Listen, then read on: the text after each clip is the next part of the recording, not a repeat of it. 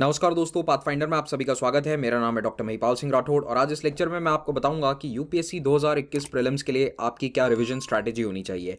पहली बात, ये बात बिल्कुल स्पष्ट कर लीजिए अपने दिमाग में कि 30 दिन की रिवीजन स्ट्रैटेजी है। मैं ये बिल्कुल नहीं कह रहा हूं कि 30 दिन में आप आईएएस एग्जाम की तैयारी कर सकते हैं। That is just not possible. आपको इस एग्जाम की तैयारी कई महीने पहले स्टार्ट कर देनी चाहिए थी। तो अभी ये केवल मैं रिवीजन प्लान बता रहा हूँ, या फिर एक तरह से कह सकते हैं कि आप एक मोटिवेशनल लेक्चर है कि एक महीना बचा है, अब पढ़ने बैठ जाओ। अगर अभी भी रिवीजन स्टार्ट नहीं किया है तो रिवीजन करने बैठ जाओ। तो इसीलिए ये लेक्चर आज मैं लेकर आ रहा हूँ। कई स्टूडेंट्स हैं जो ऐसा भटकाव महसूस करते हैं, खास करके जो अपने आप पढ़ रहे हैं, किसी इंस्टीट्यूट से नहीं जुड़े हुए हैं या फिर किसी टीचर या किसी ग्रुप्स के साथ नहीं जुड़े हुए हैं। हो सकता है कि आप लोगों को लग रहा हो कि मैं क्या कर रहा हूँ और आपको एक ऐसी फीलिंग आए कि एक बहुत ही हम भटकाव वाली स्थिति में हैं। तो कोई बात नहीं है, चिंता मत कीजिए, we are here to guide you.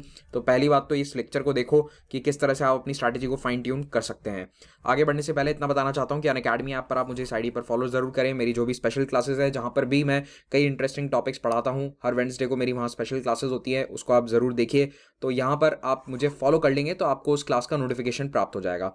तो आज जब ये लेक्चर मैं रिकॉर्ड कर रहा हूँ तब तारीख है सितंबर की 11। टुडे इज 9/11 और प्रीलिम्स है 10 अक्टूबर को, रविवार को। तो एग्जैक्टली एक महीना बचा है। इनफैक्ट आज का दिन हटा दो तो 29 डेज बचेंगे। तो आपका जो डी डे है वो आएगा 10 अक्टूबर को। अब डी डे का मतलब क्या है? जिन्होंने वर्ल्ड वॉर 2 की हिस्ट्री को पढ़ा है वो समझ गए होंगे कि डी डे क्या था। जो नॉर्मंडी पे हमला हुआ था, नॉर्मंडी अटैक्स करे गए थे एलाइड फोर्सेस के द्वारा, उसको डी डे कहा जाता है।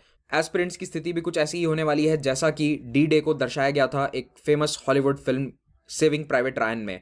तो ये गेट 10 तारीख को खुलेगा और सामने से होगी क्वेश्चंस की बौछार और इन क्वेश्चंस को आपको सक्सेसफुली अटेम्प्ट करना है।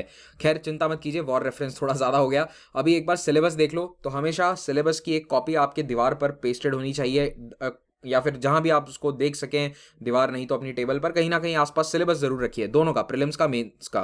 तो अभी मैं प्रीलिम्स का बता रहा हूं। तो सबसे पहले current events of national international importance यानी कि current affairs. Second is history, Indian national movement, geography, polity, governance. उसके बाद आता है economic and social development, sustainable development, poverty, inclusion, demographics और social sector initiatives, environment, ecology, biodiversity, climate change और finally general science. तो ये अगर आप सिलेबस को डिवाइड करें 6 बड़े पिलर्स में, तो science, environment, economy, polity, geography और हिस्ट्री। उसके अलावा करंट अफेयर्स एक 7th पिलर के रूप में उभर कर आता है। सेकंड पेपर जो होता है which is only a qualifying paper, लेकिन ये मत समझना कि इसको लाइटली ले सकते हो। 33% मार्क्स इसमें भी जरूरी हैं। तो अगर आप इसमें मॉक टेस्ट में कम से कम 50% मार्क्स स्कोर नहीं कर रहे consistently, then you should start working on this paper, otherwise you are fine. अगर आपके 50% आसानी से बन रहे हैं, 50-60% के आसपास हैं या उससे ऊपर हैं, तो आप ज़्यादा चिंता मत कीजिए, आप अपना फोकस जीएस के ऊपर रखिए। तो पेपर 2 जो है उसमें comprehension, interpersonal skills, logical reasoning, decision making, problem solving, social mental, general mental ability, basic numeracy, data interpretation, ये सभी सिलेबस का पार्ट है। तो अब मैं आपको 30 दिन का एक ब्रीफ आइडिया दे देता हूँ आपको क्या क्या करना है। सबसे इंपॉर्टेंट चीज, आपको टेस्ट सीरीज ज्वाइन करनी है। कोई भी टेस्ट सीरीज करिए, पाथफाइंडर टेस्ट सीरीज चलती है, उसका लिंक नीचे डिस्क्रिप्शन और पहले कमेंट में मिल जाएगा। तो यहाँ पर हम डेली टेस्ट लेते हैं और इन टेस्ट को सॉल्व करना आपके लिए काफी आवश्यक है। आप अगर कोई mock test series already join करके उसको कर रहे हैं तो कंटिन्यू कीजिए और कोशिश कीजिए कि आने वाले 30 दिनों में आप कम से कम 20 to 30 मॉक टेस्ट दें। आखिरी के 4-5 दिन मत देना मॉक टेस्ट, बाकी पहले 25 दिन तक तो आपको मॉक टेस्ट देने चाहिए। मॉक टेस्ट में सीसैट के पेपर्स भी आपको सॉल्व करने हैं और अगर आप अच्छा स्कोर कर रहे हो तो भी सीसैट के रिवीजन को एक दिन दो। तो एक महीने में एक दिन आपको सीसैट के लिए देना है। 25 to 30 mock test total solve करने हैं, करंट अफेयर्स को रिवाइज करना है और स्टैटिक पोर्शंस को भी रिवाइज करना है। तो इसके लिए एक टाइम टेबल चाहिएगा। मान लीजिए अभी आपका एक रिवीजन हो रखा है तो सेकंड रिवीजन के लिए मैं आपको टाइम टेबल अभी बता दूंगा। अगर कभी रिवीजन नहीं किया है, पहली बार रिवाइज करने जा रहे हो, तो भी अब आपके पास टाइम इतना ही है कि आपको यही वाला टाइम टेबल फॉलो करना पड़ेगा। मेंस के सब्जेक्ट्स अभी मत पढ़ना, बिल्कुल छोड़ दो। मेंस का अगर कोई भी सब्जेक्ट ऑप्शनल आप पढ़ रहे हो, leave it now, it's not the time to read GS mains subjects. हाँ, अगर कोई कोइंसाइड होता है जैसे पॉलिटी है, हिस्ट्री है, ये सब तो कन्वर्जिंग टॉपिक्स हैं तो इनको पढ़ सकते हो ऑफ कोर्स। लेकिन अब एथिक्स को या फिर वर्ल्ड हिस्ट्री को इतना डिटेल में पढ़ने अभी मत बैठ जाना, क्योंकि वो प्रीलिम्स में नहीं पूछी जाती है। अब इससे पहले कि आप डीमोटिवेट हो, एक बात याद रखना कि यूपीएससी प्रीलिम्स में कट ऑफ हमेशा 50% के आसपास ही जाती है। 2017 में 105, उसके बाद 98, फिर वापस 98। तो आप देख सकते हो कि 50% के थोड़ा सा ऊपर या थोड़ा सा नीचे कट ऑफ स्कोर रहता है। तो कुल मिला के आपको स्कोर कितना करना है, आपको तो 55 से 60% लाना है, लेकिन 50% टारगेट मत कर लेना, एटलीस्ट 60% को टारगेट करके चलो। कंफर्टेबली 60% टारगेट करोगे तब आराम से प्रीलिम्स को क्लियर कर लोगे। और मैं ये नहीं कह रहा कि प्रीलिम्स की कट ऑफ कभी ऊपर नहीं जा सकती, 2016 में कट ऑफ 116 भी गई थी, तो ऐसा नहीं है कि नहीं जाती है। At that time it was somewhere around 58% के आसपास थी। तो थोड़ा सा कंफर्टेबली रहोगे अगर आप 60% लाने की कोशिश करते हो।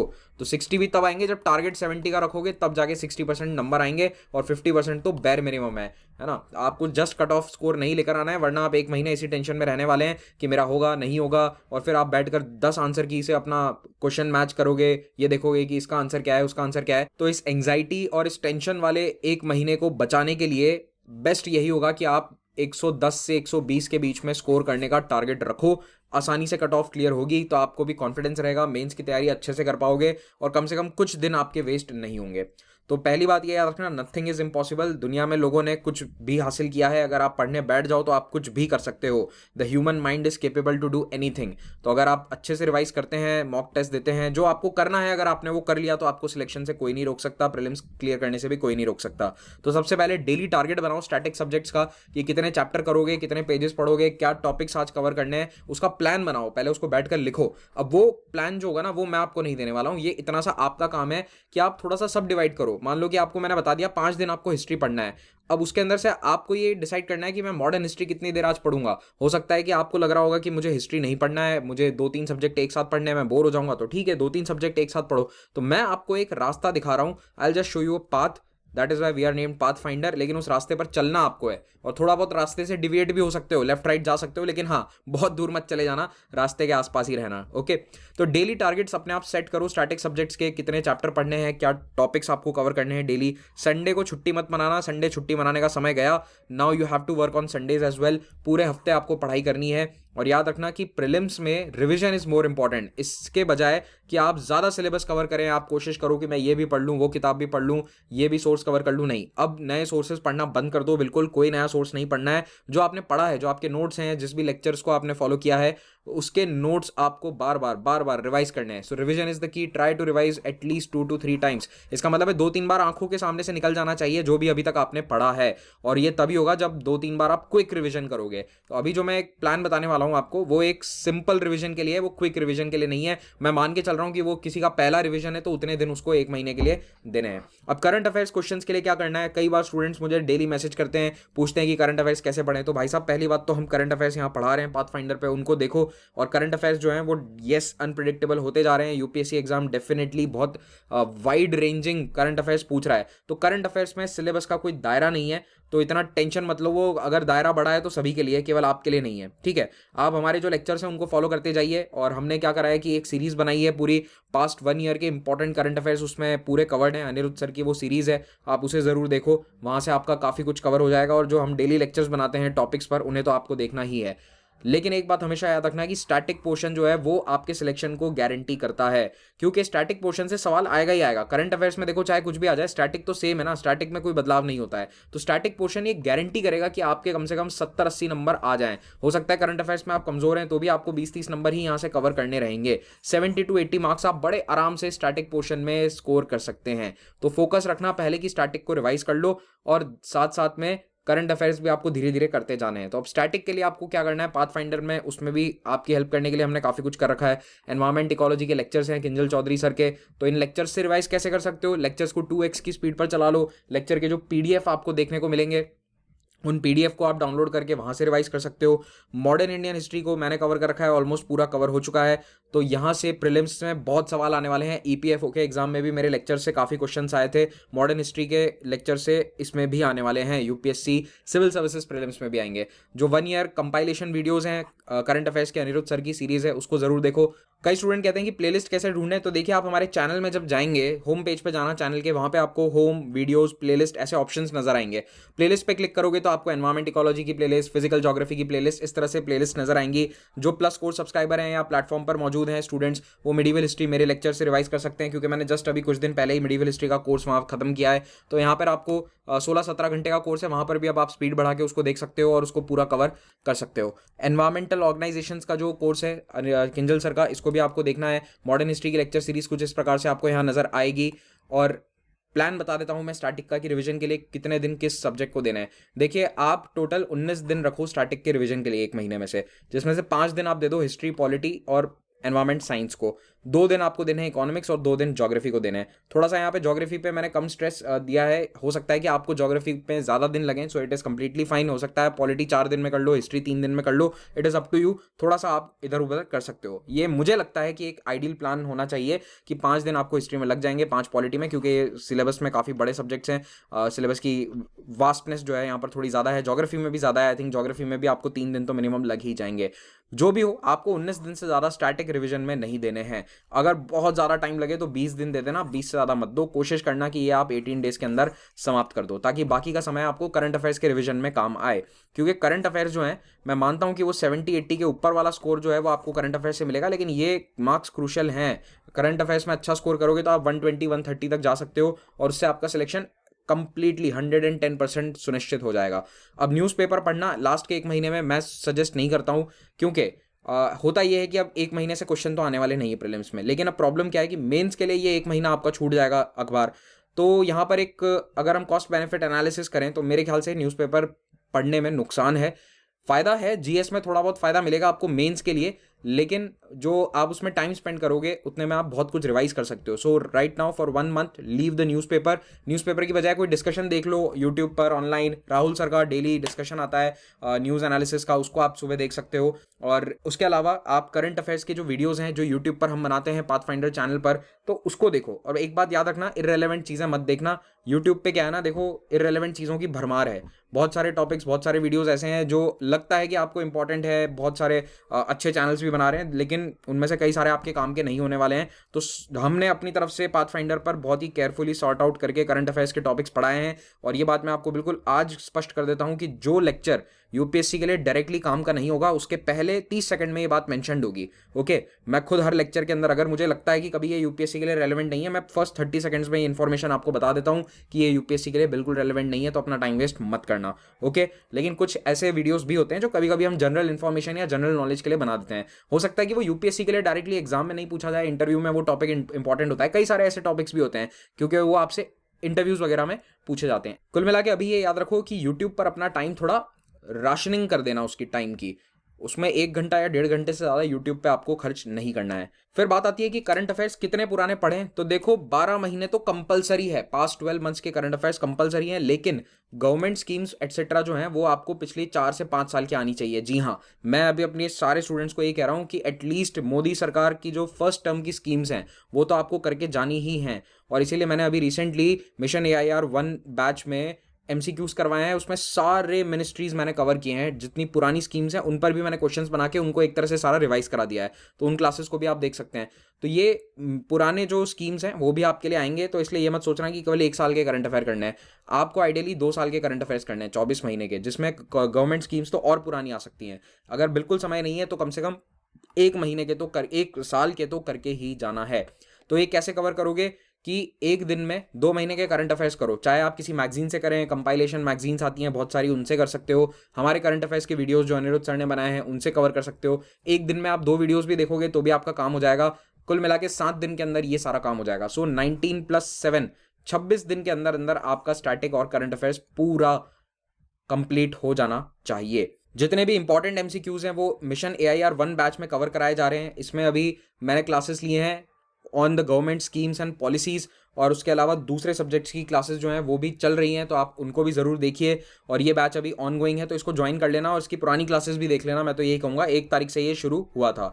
बाकी 1 ईयर 2 ईयर बैचेस तो हमारे चल ही रहे हैं। अगर नेक्स्ट ईयर के लिए तैयारी कर रहे हो तो इनको ज्वाइन कर लो। अनअकैडमी की जो क्लासेस हैं उनका पूरा शेड्यूल आपको मिल जाएगा कि 1 ईयर बैच में किस महीने कौन से सब्जेक्ट की कौन टीचर क्लास लेने वाले हैं। ये सारा डिटेल शेड्यूल अभी हमने लॉन्च कर दिया है। उसके बाद आते हैं मॉक टेस्ट। तो मॉक टेस्ट में आपको कोई भी एक अच्छी टेस्ट सीरीज ज्वाइन करनी है। You can join any good test series.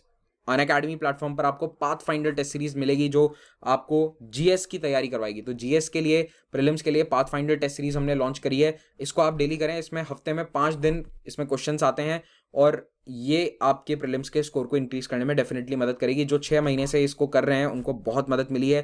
तो ये रेगुलर रिविजन के अलावा है। उसके अलावा हर रविवार को जो कॉम्बैट होता है, कॉम्बैट में भी हिस्सा ले सकते हो। कॉम्बैट 1 घंटे में आपको 56 क्वेश्चन सॉल्व कराता है और यहाँ पर आपको स्कॉलरशिप मिल जाएगी। सो ये उन लोगों के लिए ज़्यादा इंपॉर्टेंट है जो नेक्स्ट ईयर की तैयारी कर रहे हैं। तो अगर यहाँ पर आप अच्छी रैंक लेकर आते हैं तो आपको स्कॉलरशिप मिल जाएगी and you can get an Unacademy subscription and prepare in a better manner for next year. 3 free test series जो टोटल हमारी चलती हैं, 4 टेस्ट सीरीज हैं free, Unacademy, Chunauti, Pathfinder, Rise और वर्ल्ड अफेयर्स। इन सबको आप ज्वाइन कीजिए। कहीं पर भी आपसे कोई अनलॉक कोड मांगा जाता है, यूज माई कोड महिपाल। अब आपको इस समय क्या नहीं करना है, देखो टाइम सबसे कीमती है इस समय, वक्त से ज़्यादा कीमती आपके लिए कुछ नहीं है। तो सोशल मीडिया से दूर रहना, देखो ये थोड़ा सा डिफिकल्ट है लेकिन इसको करना पड़ेगा। और इंस्टाग्राम पर रील्स और यूट्यूब पर शॉर्ट्स देखना बंद कर दो। देखिए रील्स और शॉर्ट्स इसी प्रकार से बनाए जाते हैं, वो एल्गोरिदम वैसा बनाया गया है कि आप उसको जब देखते हैं तो 15-20 सेकंड की चीज़ देखकर आपको एक डोपामिन हिट आता है, आपको एक हाई महसूस होता है और वो हाई जो है वो कंटिन्यूसली आप बनाए रखने के लिए स्क्रॉल डाउन करते जाते हैं। तो उस गतिविधि को रोकना अभी बहुत ज़रूरी है। मैं ये नहीं कह रहा कि कुछ बुरा है, अच्छा फील होना हर किसी का हक है, आपका फंडामेंटल राइट है टू फील हैप्पी। तो आप हैप्पी होइए, आप देखिए रील्स, लेकिन प्रीलिम्स देने के बाद में, ठीक है, और फिर मेंस के पहले वापस देखना बंद कर देना। तो अभी के लिए इंस्टाग्राम रील्स या यूट्यूब शॉर्ट्स को मत देखो और टीवी डिबेट्स मत देखो, ठीक है। शाम को कई बार हमें लगता है कि अरे न्यूज़ देख लेते हैं, पापा मैं तो न्यूज़ देख रहा हूँ, मम्मी मैं तो न्यूज़ देख रहा हूँ, और ऐसे करके आप टीवी चला लेंगे और फिर आप बैठ जाएंगे देखने डिबेट जिसमें मांगा जा रहा है किसी के लिए सीबीआई इंक्वायरी, किसी के लिए कुछ, कोई मतलब नहीं है उन डिबेट्स का। They are all useless debates for you. ये लोग इतना डिबेट इसलिए करते हैं क्योंकि इनके पास एक्चुअल पावर है नहीं। सीधी सी बात बता देता हूँ, आप लोग उस एग्जाम की तैयारी कर रहे हो जहां पर एक्चुअली पावर आपके पास होगा। If you are a district magistrate और a senior bureaucrat down the line, 10 years down the line, 20 years down the line, तो आप वो सब कुछ कर सकते हो जो आज डिबेट में लोग जिसके बारे में चर्चा करते हैं। आपके हाथ में वो चीज़ें होंगी जो आप सोचते हो कि अरे इसके लिए सीबीआई इंक्वायरी कर देता, मैं इसके लिए ये कर देता, उस गरीब को मैं राशन दिलवा देता। सब कुछ कर सकते हो आप अगर आप इस एग्जाम को क्रैक कर दो। You can help everyone, you can get a good salary for that. और जो प्रेस्टीज आती है इसके साथ, आईएएस की जॉब के साथ इंडिया में, वो और किसी नौकरी में नहीं है। ये बात बिल्कुल सच है, चाहे लोग इसको कितना भी आज के समय में झुटला दें, नकार दें, लेकिन this is the reality. Okay चलो, तो इस एग्जाम में सक्सेस से बड़ा मोटिवेशन और कुछ नहीं है। तो एक तो जो लोग मुझे डेली मैसेज करते हैं कि मोटिवेशनल वीडियो बनाओ, मोटिवेशन डालो, भाई साहब ये एग्जाम में सिलेक्शन ही सबसे बड़ा मोटिवेशन है। Okay, if you are not motivated enough by the prospect of getting this job, then you are not thinking about it correctly. आपने इसको पूरी तरह से सोचा नहीं है। तो एक बार बैठकर अच्छे से देखो, सोचो कि आप क्या करने जा रहे हो, क्या नौकरी आपको चाहिए और इसमें मुझे क्या करना है। अपने आप मोटिवेशन आएगा, तो आपको किसी बाहरी मोटिवेशन की जरूरत नहीं होगी। इंटरनल मोटिवेशन जगाना सीखो। सुबह उठो तब आपके दिमाग में ये बात होना चाहिए कि अगर मैं आज एक डिस्ट्रिक्ट मजिस्ट्रेट हूँ तो मुझे सुबह 6 बजे उठकर काम पे लगना पड़ेगा या 9 बजे ऑफिस जाना पड़ेगा। तो आप भी 9 बजे उठ के पढ़ने बैठो ना। जब दुनिया 9 to 5 जॉब करती है तो आप 8 घंटे, आपको पढ़ने से कौन रोक रहा है? 8 घंटे तो दुनिया में सभी काम करते हैं। आपको थोड़ा सा और एफर्ट डालना पड़ेगा, खास करके लास्ट के समय में। चलो, तो ये ज़्यादा मोटिवेशन हो गया। अब फिर से इस पर आ जाते हैं। एक तो कोविड की टेंशन अभी है, कोविड के केसेस अभी भी चल रहे हैं। 30-40,000 के आसपास केसेस हैं as of now, first week सितंबर। तो देखो, कोविड की टेंशन बिल्कुल जायज़ है। कई लोगों को ज़्यादा टेंशन होती है and I agree with you कि सबको होता है, मुझे भी होता है कई बार। तो अब बात यह है कि आपके हाथ में नहीं है कि क्या अब एग्जाम पोस्टपोन होगा या नहीं। पहली बात तो ये कि अब पोस्टपोन होने के चांसेस जीरो हैं, मेरे अनुसार नेग्लिजिबल हैं। अंटिल अनलेस थर्ड वेव ना आ जाए बिल्कुल अगले 10-15 दिन में, तब तक एग्जाम पोस्टपोन नहीं होने वाला है। तो एग्जाम तो 10 अक्टूबर को होगा ही होगा, ठीक है। और एग्जाम जब भी होगा तो उसमें बहुत सारे आपको एडिशनल मेजर्स लेने होंगे, थोड़ा जल्दी पहुंचना होगा सेंटर पे, उन सब बातों का आपको ध्यान रखना है। तो अब लास्ट के दिन आपको क्या करना है, 2-3 दिन पहले, वो भी बता देता हूँ। देखो, एग्जाम से 3 दिन पहले एक दिन सी सैट को दे देना, ठीक है। लास्ट के 3 या 4 दिन हो, उनमें से कोई भी एक दिन, 8 अक्टूबर दे देना चाहो तो सी सैट और करंट अफेयर्स को रिवाइज करना उस दिन। दूसरी और बहुत इंपॉर्टेंट बात, एग्जाम सेंटर आपका जहां पर भी है वहां पर पहले ही पहुंच जाना, समय रहते पहुंच जाना। एग्जाम होगा 10 तारीख की सुबह, तो 10 तारीख की सुबह ट्रैवलिंग मत करना प्लीज। आपको जो भी ट्रैवल करना है या तो 9th को दिन में कर लेना या फिर 8th की रात को ट्रैवल कर लो, ताकि आप 9th मॉर्निंग जहां भी आपका सेंटर है वहां पहुंच जाएं। एक दिन पहले आप होटल या रिलेटिव या जिसके यहाँ पर भी रह रहे हैं वहां पर आप अपने आप को अच्छे से सेटल कर लो, थोड़ा रिवाइज कर लो। B at ease. किसी नए शहर में बहुत सारी दिक्कतें आ सकती है, तो कोशिश करना कि कम से कम 9 तारीख को वहां पर पहुंच जाओ। 10 तारीख को ट्रैवलिंग मत करना। अगर कोई भी दिक्कत आ जाती है, मान लो कोई जाम लग गया कहीं पर, कोई छोटा मोटा कोई रेलवे का ब्रेकडाउन हो गया, ट्रेन लेट हो गई, इस तरह की स्थिति आपके साथ 10 तारीख को नहीं होनी चाहिए। बारिश हो जाए उसके कारण भी डिलेज हो जाते हैं, तो ये सब चीज़ें अवॉइड करिए। 9th को ट्रैवल कर लीजिए और पहले से अभी से डिसाइड कर लो कि ट्रैवल अरेंजमेंट क्या है। अगर किसी दोस्त के साथ जा रहे हो तो उसके साथ पहले से डिसाइड कर लो क्या गाड़ी में, कौन से बाइक, स्कूटर, जैसे भी आपको जाना है, टैक्सी में जाना है, मम्मी पापा लेकर जा रहे हैं, whatever arrangements are, figure them out right now. अभी आज ही कर लेना, ये वीडियो देखते ही कर लेना और ये सोच लेना कि आपका ट्रैवलिंग कैसे होने वाला है। क्योंकि लास्ट मोमेंट तक जब ट्रैवल अरेंजमेंट छोड़ोगे, कभी टिकट नहीं मिली या कुछ और दूसरी दिक्कत आ गई, तो काफ़ी लास्ट मोमेंट एंग्जाइटी हो सकती है। ओके, तो जिसके घर जाकर रुकना है, रिलेटिव है, उनको भी फ़ोन कर देना, आज ही फ़ोन कर देना कि अंकल मैं आ रहा हूँ, चाचा चाचा ताऊ जो भी हैं, बोलना है मैं आ रहा हूँ एग्ज़ाम देने के लिए, बस सब तैयार रखना, अच्छा सा लाइट सा खाना डिनर सब आपके लिए रेडी रहे। ओके, एग्ज़ाम से एक रात पहले अच्छे से नींद लो, 7 घंटे 8 घंटे मिनिमम नींद निकालना। ये मत सोचना 3 घंटे आज रात को पढ़ूंगा और 5 घंटे रिवाइज करूंगा। It does not work. Okay, it does not and it will never work. जब तक इंसान की बायोलॉजी सेम है तब तक ये स्कीम कभी काम नहीं करने वाली है। आप लोगों ने कॉलेज में कर लिया होगा, स्कूल में कर लिया होगा, लेकिन ये एग्ज़ाम आपका भविष्य, आपकी जॉब डिसाइड करने वाला है। तो ये कोई कॉलेज का एग्ज़ाम नहीं है कि 2-3 घंटे पढ़ के 2-3 घंटे सो के ऑल नाइटर में पढ़ाई करके और सुबह फोड़ दूंगा इस एग्ज़ाम को। इस सोच के साथ मत जाना, ठीक है। 8 घंटे 7 घंटे प्रॉपर नींद लेना। और फाइनली जब आप मॉक टेस्ट दे रहे हैं तब मास्क पहनकर मॉक टेस्ट देना घर पर, क्योंकि आपको एग्जाम हॉल में मास्क पहनना होगा, तो उसकी आदत डाल लेना। मास्क में थोड़ा सांस लेना मुश्किल होता है, थोड़ी दिक्कत हो सकती है, तो इसी की प्रैक्टिस करते रहो। 10 तारीख को सुबह अच्छा सा ब्रेकफास्ट करके एग्जाम देने के लिए जाना, क्योंकि जीएस और सी सैट के बीच वाला जो टाइम पीरियड है वो आप रिवाइज करने में देंगे और उसमें आप अच्छे से लंच नहीं कर पाएंगे। वैसे भी मोस्टली एग्जाम सेंटर से वापस ट्रैवल करना कहीं पॉसिबल नहीं होता, तो अच्छा लंच करके अच्छा ब्रेकफास्ट करके जाओ, और हो सके तो कुछ लाइट्स अपने साथ पैक करके ले जाना जिसे आप वहीं पर एग्जाम सेंटर पर खा लें। याद रखना, भूखे पेट सी सैट देने मत चले जाना। ये गलती बहुत लोग करते हैं। वो सोचते हैं कि सुबह हमने अरे एक बिस्किट खा लिया तो उससे काम हो जाएगा। नहीं, दिमाग जो है ना वो शरीर का ऐसा ऑर्गन है जिसको काम करने के लिए सबसे ज़्यादा ग्लूकोज चाहिए, सबसे ज़्यादा ग्लूकोज रिक्वायरमेंट होती है ब्रेन की, और उस दिन आपका दिमाग बहुत तेज दौड़ने वाला है। So give it the food it requires. CSAT के पहले भी थोड़ा बहुत खा लेना, और सुबह जीएस के पहले तो आपको ब्रेकफास्ट करना ही है। एंड फाइनली 10 तारीख को वैसा ही कॉन्फिडेंस रखना जैसा कि नीरज चोपड़ा का था। नीरज चोपड़ा ने जैवलिन फेंकने के बाद देखा तक नहीं कि मेरा जैवलिन कहाँ गया, वो वापस पलट के उन्होंने पहले ही हाथ ऊपर खड़े कर दिए थे। उन्हें पता था कि ये थ्रो इतना शानदार है कि इसमें मुझे गोल्ड मेडल मिल ही जाएगा। तो वैसा ही आपको करना है। एटलीस्ट 110 कर लो, इसको 105 तो मैंने ऐसे ही लिख दिया था, 110 स्कोर करना ही है, 110 प्लस स्कोर करना है, ताकि आप गोल्ड ला सको। आपको आखिर ये एंग्जाइटी ना हो कि इस आंसर की में मेरे इतने आ रहे हैं, उस आंसर की में इतने आ रहे हैं। जिस आंसर की से चेक करो उसमें आपके 110 प्लस आए ही आए। तो इसी के साथ हम इस लेक्चर को आज समाप्त करेंगे। और जो 2022 की तैयारी कर रहे हैं उन लोगों की जानकारी के लिए बता दूं कि अनअकैडमी का जो सब्सक्रिप्शन है उसके माध्यम से आप एक रेगुलर और शेड्यूल्ड तरीके के साथ अपनी तैयारी कर सकते हैं। तो यहाँ पर प्लस और आइकॉनिक 2 प्रकार के सब्सक्रिप्शन है। प्लस सब्सक्रिप्शन में आपको क्लासेस और अन्य कई बेनिफिट्स मिलेंगे, और याद रखिए ये सभी कोर्सेज पर आपको 10% डिस्काउंट मिल जाएगा if you are using the code Mahipal. तो यहाँ पर अभी जो कोर्स है कॉम्बो कोर्स, जिसमें आपको ऑप्शनल और जीएस दोनों की क्लासेस मिलेंगी, ये आपको 50,000 से भी कम प्राइस पे मिल रहा है। And this is a fraction of the cost जो आपको अन्य ऑनलाइन या ऑफलाइन संस्थाओं में मिलेगा। इस प्राइस में बढ़ोतरी होने वाली है और ये बढ़ोतरी इसी महीने में होगी। सो प्राइस हाइक आने से पहले पहले इस कोर्स को अवेल कर लो। और याद रखना कि महिपाल कोड यूज़ करोगे तभी वो 50,000 प्राइस शो करेगा, वरना वो 55,000 करेगा, ठीक है। तो 10% डिस्काउंट तभी मिलेगा जब आप महिपाल कोड को यूज़ करेंगे। कॉम्बो कोर्स लेने का फ़ायदा ये है कि आपको यूपीएससी की जो जीएस की किताबें हैं वो सारी फ्री मिलेंगी। हमने नोट्स प्रिपेयर किए हैं, बहुत अच्छे नोट्स हैं, ये आपको कंप्लीटली फ्री ऑफ कॉस्ट मिल जाएंगे विद द कॉम्बो सब्सक्रिप्शन। अगर आप इस कोर्स को ईएमआई ऑप्शन पर लेना चाहते हैं तो ये भी हमने सुविधा दे रखी है। ईएमआई के लिए आपको क्या करना है, इस वीडियो के डिस्क्रिप्शन में नीचे सबसे पहले एक आपको लिंक दिख रहा होगा, लर्नर फॉर्म लिखा हुआ है, उस पर क्लिक करो, अपनी बेसिक डिटेल्स एंटर करो, हमारे टीम मेंबर आपसे कांटेक्ट करेंगे। और याद रखना यहाँ पर कोई इंटरेस्ट वगैरह कुछ नहीं है, it's a very simple procedure. Students के लिए बहुत फायदे का प्रोसीजर है ये ईएमआई वाला, तो इसके थ्रू भी आप कोर्स को ले सकते हैं। और याद रखना जो प्लस सब्सक्राइबर्स हैं, 15 तारीख से मेरा पोस्ट इंडिपेंडेंस का कोर्स आ रहा है प्लस प्लेटफॉर्म पर, तो इसको जरूर सब्सक्राइब कर लो, नीचे एनरोल कर लो। इसके लिए नीचे इसका लिंक मिल जाएगा डिस्क्रिप्शन में, और ऑनगोइंग जो बैचेस हैं वो भी आप देख सकते हैं। Thank you very much for watching this, have a great day.